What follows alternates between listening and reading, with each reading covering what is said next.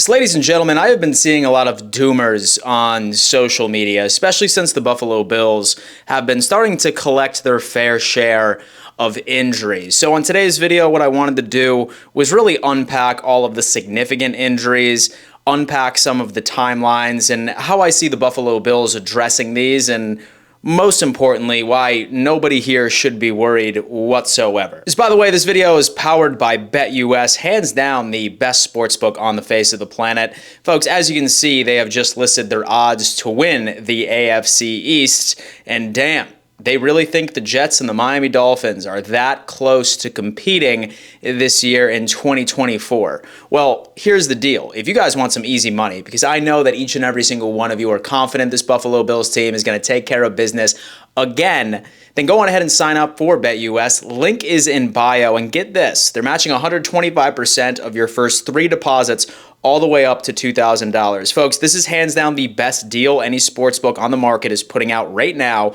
so I highly suggest that you take advantage of it. Shout out BetUS. Thank you so much for partnering with me this season. So yeah, first off, I wanted to discuss the injuries because I'm scrolling through X on a regular basis, and everyone's saying, oh my God, dude, Cole Bishop, man, he hasn't had any reputable snaps. We're absolutely cooked. Oh my God, dude, Matt Milano, he's out until likely December, maybe even the entire year. Great, now Curtis Samuel has turf toe. When the hell are we going to see this? And the thing is that I feel that Bills Mafia specifically thinks that this is unprecedented. They think that this is a unique circumstance that only the Buffalo Bills are currently dealing with. Folks, as much as we hate the preseason, as much as we hate training camp, this is something that each and every single team goes through on a regular basis. Now, shout out to Banged Up Bills. He is probably a fantastic follow on X. I highly recommend that you go ahead and show his content some love. But he actually ended up putting this in to actual numbers. As you can see, for the past 4 years, the Buffalo Bills are right on pace for sustaining the exact same injuries that they have had for the past couple of years. I understand that it's coming from a couple of key players that we're all worried about, but as far as this false notion that this injury curse is really beating down on us early in the training camp period is just false. This is something that we deal with on a regular basis. It appears that we are seeing the exact same injuries. Well, some Bills fans have been coming out, myself included, because it's super easy to jump to an emotional reaction when you start seeing some of these players go down. Oh man, what about the trainers? What about the strength and conditioning coaches? After saner minds prevailed, I started to understand that ever since Sean McDermott came to this team, completely revamped our trainers, our strength and conditioning, and soft tissue issues absolutely spiraled down the drain. So as far as we need new trainers, we need new strength and conditioning coaches, again, that would be a false notion. So I'm glad that I laid a little bit of groundwork here. Let's start discussing some of the specific injuries and how I feel that we are going to move forward without them. Number one, obviously, is Matt Milano. And listen, I know that I can speak for everybody that all we wanted to see was Matt Milano and Terrell Bernard together, potentially being the best linebacker duo in the entire NFL. Our linebacker room was going to be elite if that was the case. But unfortunately, thanks to one of our assistant coaches and a heavy bag, he tore his bicep, and we're not going to be seeing this guy for quite some time. But a lot of people are acting like that we just ended up losing 5 additional games on our schedule with the absence of Matt Milano by itself. And I want to point out a couple of things. Folks, we went from week 6 to the end of the season without Matt Milano, okay? Everyone's acting like this is unprecedented territory. We don't know how this defense is going to operate at all because Matt Milano is not on this roster. As we've already seen proof of how this Buffalo Bills defense linebacker core tends to operate while he is gone for a couple of reasons. Number one, when Matt Milano went down, the Buffalo Bills ran a lot of dime packages. Several of you who are unfamiliar with that, that is when you run 6 DBs and there is only one linebacker out on the field at any given time. Normally, Bernard, who I think that all of us were pleasantly surprised with his development going into year 2. So make no mistake, I have a feeling that that is already in the game plan for this defensive coaching staff is to run quite a bit of dime packages. And for all we know, Dorian Williams can really take a step up, really dominate that strong side. Maybe it's Andreessen, maybe it's Morrow, maybe we do see a lot of these 4-3 packages. I think it's all going to depend on what we see from this unit preseason week 3. That, of course, is if starters are out there in the first place, and also during the first game of the Arizona Cardinals. If we're attempting to run these 4-3 formations, and Bernard's absolutely lighting things up, but Dorian Williams and Morrow and whoever else we put at that weak side is an absolute liability, I see us making that transition. Yes, I understand that we would have loved to have Matt Milano's pass coverage skill set out on the field right now.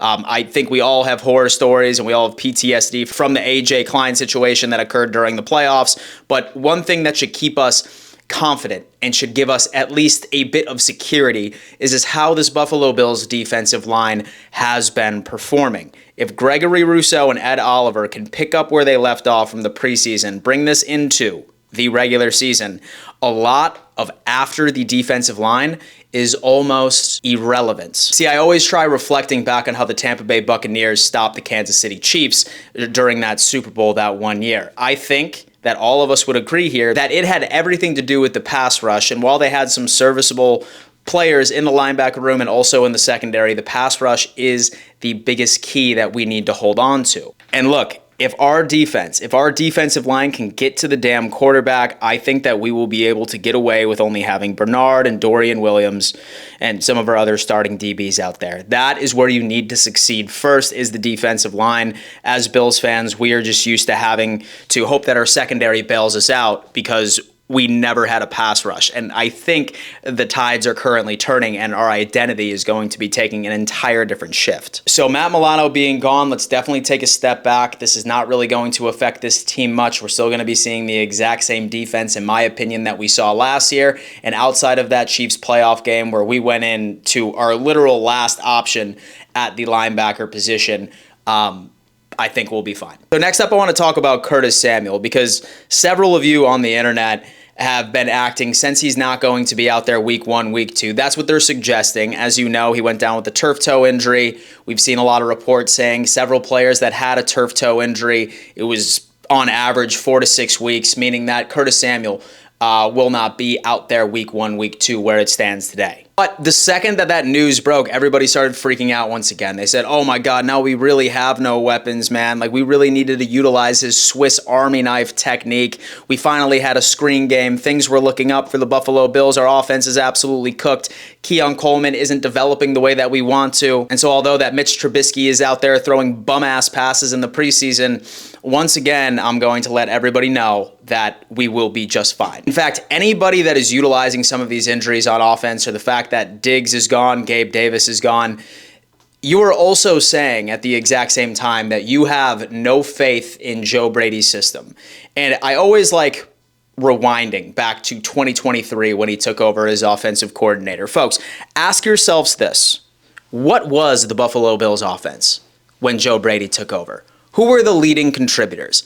I'll tell you exactly who they were. They were Josh Allen, they were James Cook, they were Khalil Shakir, and they were Dalton Kincaid. Stephon Diggs and Gabe Davis were phased out of this offense the second that Joe Brady ended up taking over. And anyone that's trying to tell me that he was regularly bracketed or double teamed, that is not the case. Watch the tape. So when people try to act like this is some unseen territory, we have no idea what is going to work, how this offense is going to operate, I reflect and I look at the roster and I see all of our leading contributors brought back to this 2024 Buffalo Bills roster. James Cook just ended up getting a hell of a running mate in the backfield with Ray Davis, who completely gives an entire new skill set. Watching him in the preseason has been a breath of fresh air, watching a true north-south guy that can get yards after contact, an absolute bowling ball. If Curtis Samuel is not out there, folks, and I can almost guarantee you what the Buffalo Bills are going to have to do is adjust, be run heavy, dominate time of possession, and it's going to be the Khalil Shakir and the Dalton Kincaid and the Dawson Knox show. This is not uncharted territory. We have seen this before. Now, do I think having Curtis Samuel out in the field makes us better? Absolutely. But am I also running around and thinking the sky is falling and the Buffalo Bills are going to go like 1-6 in the first 7 games? Absolutely not. So really wrapping up this video, ladies and gentlemen, I just wanted to point out a couple of things that, yes, these injuries suck, But number one, this is not unique by any stretch of the imagination. Every team goes through this, and we are right on pace for the exact same amount of injuries that are reported during training camp each and every single year. We have answers for Matt Milano. We have answers for Curtis Samuel. And at the exact same time, have faith in these coaching staffs. All of us are so optimistic of what Joe Brady can do. What he was able to prove last year with Ken Dorsey's playbook the entire time, and with our star players that were lead contributors that have returned. And as far as our defenses as well, we have probably one of the best defensive-minded head coaches in the entire league.